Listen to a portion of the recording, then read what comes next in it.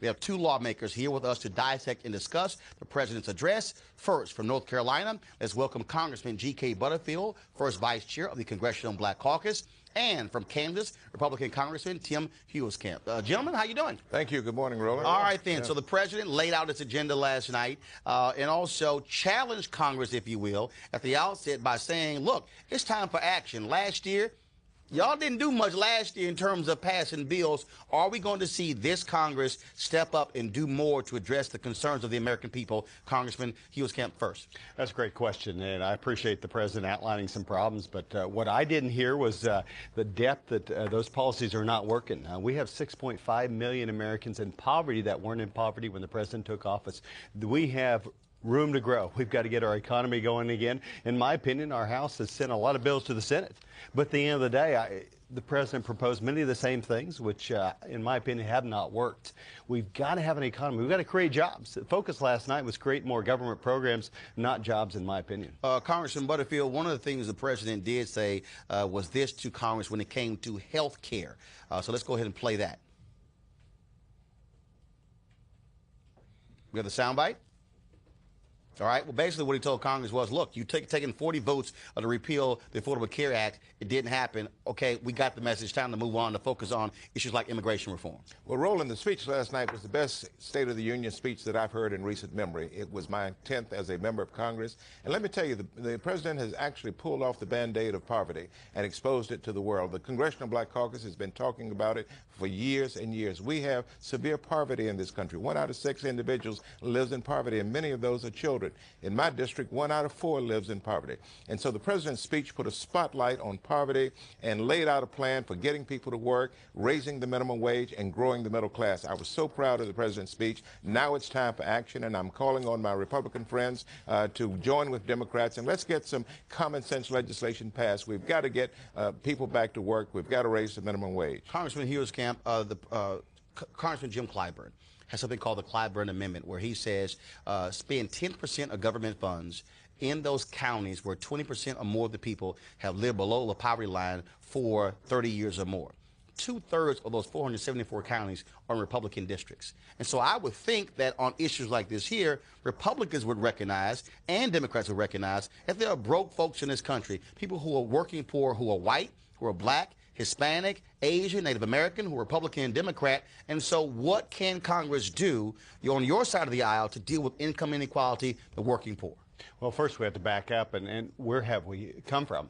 We're going in the wrong direction, and in my opinion, what the president proposed last night was the same things we've been trying for 5 years. Such as? Another program, more spending, more unemployment checks. Actually, we need jobs created, not more checks come out of Washington. But the policy numbers are this: we have 13 million more Americans on food stamps today than when the president took office. I think we need a different approach, and we need to grow the economy by encouraging entrepreneurs, not sending them more regulation. But one of the things, though, he said last night, Congressman, for both of you, he dealt with job training. He said, quote, I asked Vice President Biden to lead an across-the-board reform of America's training programs to make sure they have one mission: train Americans with the skills employers need and match them to good jobs that need to be filled right now. The president's talking about 21st century jobs. The jobs that we had 40 and 50 years ago are no longer relevant. We've got to we've got to educate a new generation of workers. There are jobs right now that employers cannot fill because they don't have trained workers to do it. The president's talking about the future. He's not talking about the past. We've got to invest in the future. We've got to get people back to work because the American people deserve to work. They deserve a pay raise.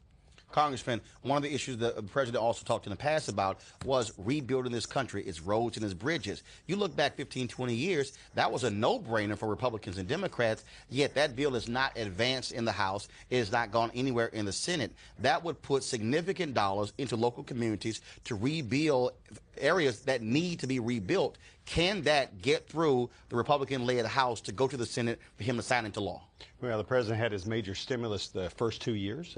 Democrat control of the Senate and the House, and they didn't spend much of that on these types of programs. In that first stimulus, that was almost $800 billion. 40% of that was tax cuts.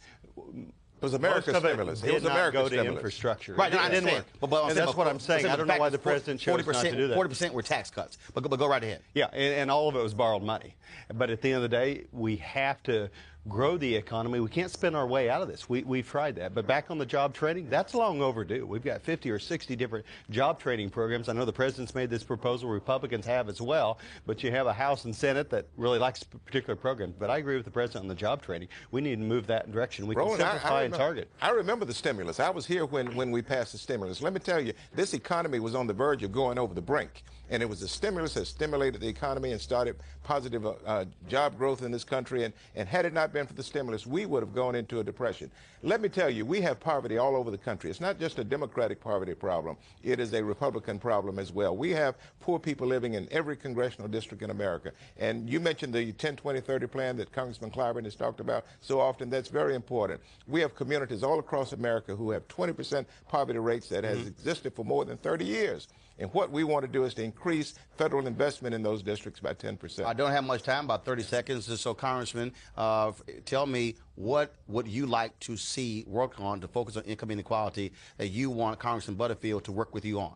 Well, there are a number of things. As far as food stamps, we noted there's 13 million more Americans on food stamps under the president than before he took office. We need to encourage work in our food stamp program. We need to provide that, give some folks some incentives, change our job training programs. I think we can do that. As the congressman mentioned, we have jobs looking for workers. We need some training, but we also need Washington to lower the regulatory threshold, the things that they're putting on, particularly We're voting on the Farm businesses. Bill today. We are voting on the Farm Bill today, and I hope my friend from Kansas is going to work with us. There's an $8 billion cut in food stamps, but it does reauthorize the program. We've got to feed people. We've got to help our farmers and ranchers all across America. We'll be watching how the Republicans vote today on the Farm Bill.